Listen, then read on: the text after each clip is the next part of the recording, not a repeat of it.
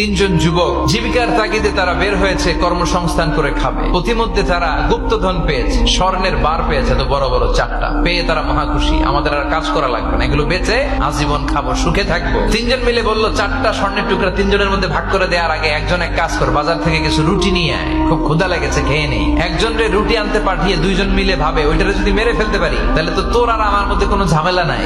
স্বর্ণের টুকরা কয়টা? তুই নিবি 2টা, আমি নেব 2টা।